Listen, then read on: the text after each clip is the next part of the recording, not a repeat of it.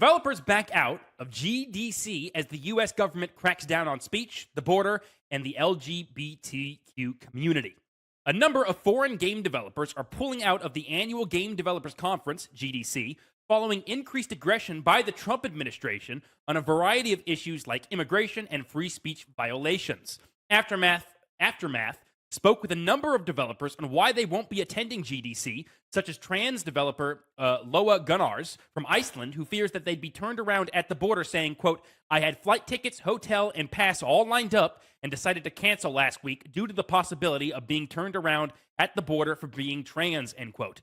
In addition to a proposed Texas law that would make it fraud to identify as trans to private and government institutions, transgender women will similarly be investigated for fraud if they travel to the country to participate in sporting events. Writer Jill Murray from Montreal cited the government's attitude towards trans and minority individuals as the deciding factor for their withdrawal.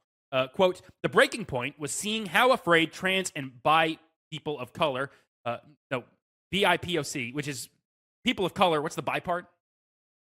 You would know more." I'm not exactly sure. Yeah, I can't remember. I'm struggling to recall. But people of color. Let me Google it. Let's educate ourselves live on the air while you keep talking. Yes. By people of colors, whatever. Friends were of crossing the border, Murray said. "I take it seriously and don't really want to go where they can't go," end quote.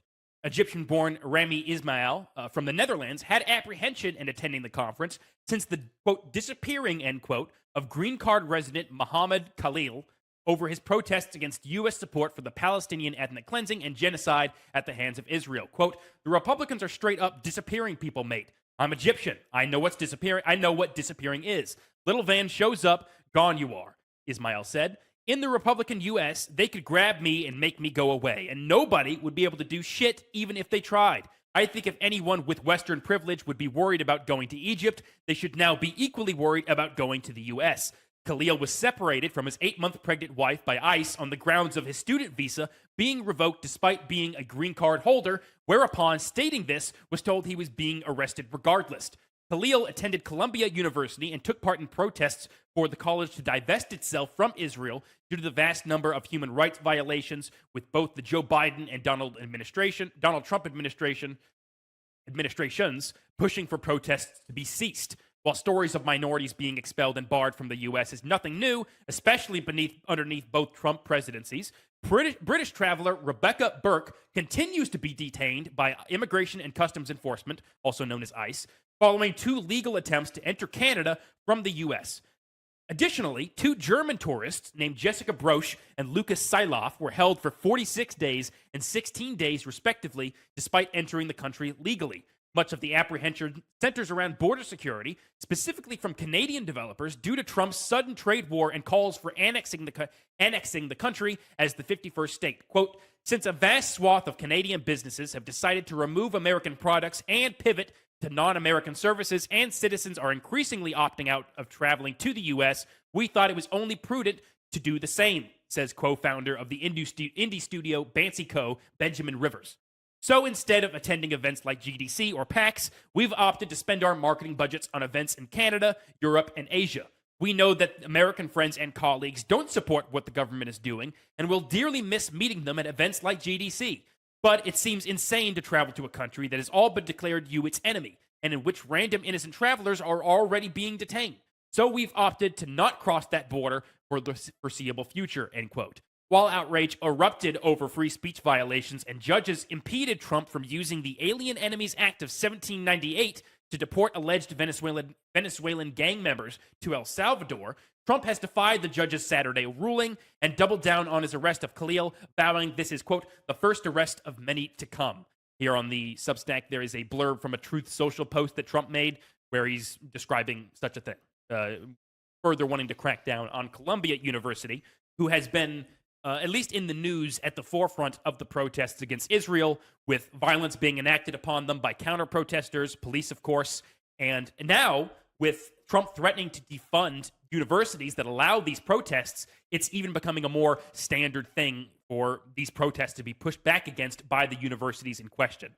I had mentioned before in the article that the students' protests are specifically for Colombia to divest from Israel. I know they have a lot of financial ties to Colombia, a lot of Zionist professors who have been pretty vocal about supporting Israel, despite the fact that there have been many claims from human rights groups that there's been abuses against the Palestinian people, sometimes coming from the words of Netanyahu and Smotrich, I think he's the defense minister of Israel, directly.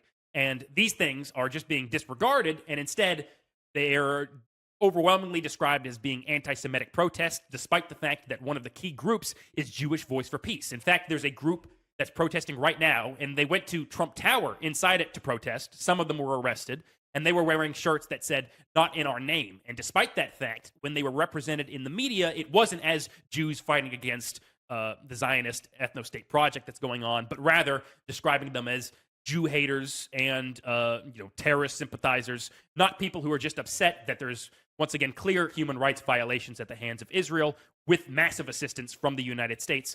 And it's, as Trump said, it's only going to get worse. Of course, for them, it's better because they want to silence people rather than letting them speak, which is why they're, doing things like disappearing people for, protesting for Palestinians, as long as they have some room to do so. Because it is important to stress that Khalil was never, he was never charged with a crime. They say he supported these terrorist groups and he took part in, I can't remember what exactly, if they described it as anti-Zionism or anti-Semitic behavior, because they've equated those exact same things. Probably anti-Semitism. But point is, they saw a reason to get rid of him. And even though it turned out to not be true, he was not here on a visa. He was much farther along in the process of becoming a U.S. citizen, having a green card, and despite that fact, he was still arrested. So it's fair for these game developers to be looking across the seas and, not wanting to go and be just like a random German tourist, because it's kind of dark to admit, but at this point, it's become very commonplace for both the U.S. in the international stage and its domestic stage to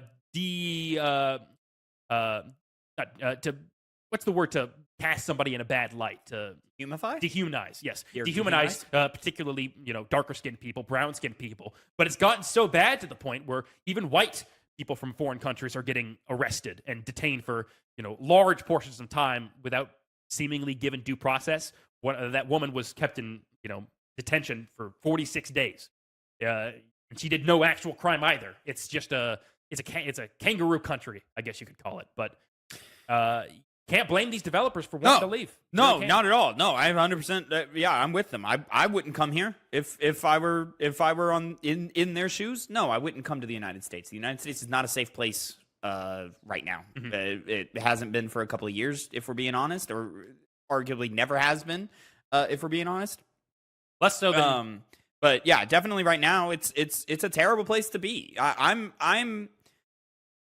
hate saying this on a live platform, but I'm ashamed to be an American.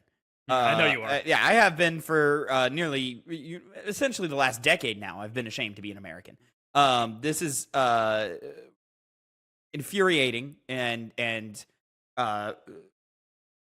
I mean, it's just human rights getting trampled on, as you so eloquently laid out the facts just now. It's just human rights getting trampled on left and right. And if you just so happen to not be a person with fair skin, you're in a lot of danger everywhere you go. By the way, black and indigenous people of color. Okay. So yeah, it's just another categorization, because in the United States, black and indigenous people have been so thoroughly oppressed in this country's history. Anyways, listen, I don't have much, there's not much to say. I get it. I don't blame them. Do what you got to do. It sucks that this is going to affect the industry in the way that it has. This is going to affect creativity and networking, and it's going to affect people's careers. There are games that are not going to get as much coverage as they would have if these people were able to come here or felt safe coming here. GDC has a history of already not being the safest event to go to. Does it? Specifically for women. Just in general, there's a lot of stories of, keep an eye on your drink type thing, and don't meet people in their hotel rooms type stuff. So that plus just the socio-political state of this country right now. Yeah, no, don't blame you. I would stay home as well. You know, why?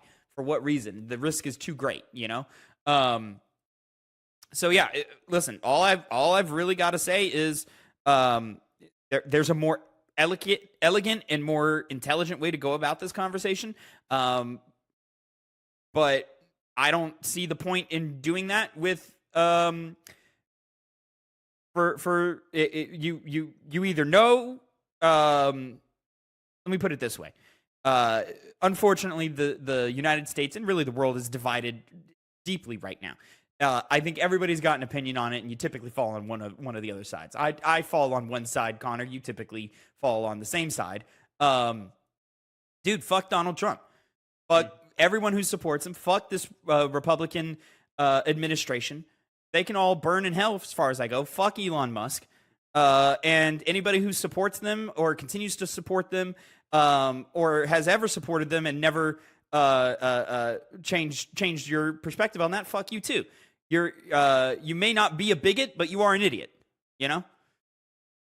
I think of, you know, a lot of this is not really connected to the story, but it's gotten to the point where even the Republican Party has recommended to not have town halls because due to Elon Musk's actions of cutting specifically Social Security. Yeah, Republicans are getting, Republican politicians are getting run out of town. Yes, and of course they decry them as being lefty plants or, you know, just instigators, but it's really just... No, these are your supporters who you conned into believing you, and you fucked them up because of course they did, because conservatism is fucking rooted in selfishness. Like, stop voting red. They're bad people. There's no other way to put it. Too late for that. Like, the time for where's the gray? Why can't we find a middle ground? The time for that's long over. Long over. You know? And it wasn't your so-called leftists or your Democrats or your liberals who did it. It was the people who consistently chose bigotry, hatred, and greed over humanity. Every single time they've made that choice. There's never been a case where they haven't, you know? And even if you do manage to pull some random story where some maggot was able to be like, oh, no, see, we're still good people, there's a bajillion other stories to prove the opposite. But if you support this president, you're either a bigot and an idiot or just an idiot. But Trump is funny, so it's okay. Yes. You know who my favorite Mario brother is, Connor? Luigi. Love Luigi. Yeah. Green hat, love it. So great. Kind of a racist name, though, for an Italian. Mario, not so much, because I think it's only considered generic because of who he became. But I think Luigi... Mario's a very common Italian name. Very common Italian name. You see Bill Burr in his press tour lately for whatever his thing. He is off the leash. Always has been. Well, he's always been. Yeah, he has. He is super fed up. Like, he is pissed off, and I'm gonna go watch his new special. Yeah, it's been funny, but he's not funny, as conservatives have said. I wonder what changed. Oh, I thought conservatives were so well educated on what a joke is. You know, I thought their whole thing was, oh no, you can't be mad at a joke. You can't be. You're being a pansy. You know, you know, who's the real snowflakes out here, Connor? Who are the real snowflakes out here?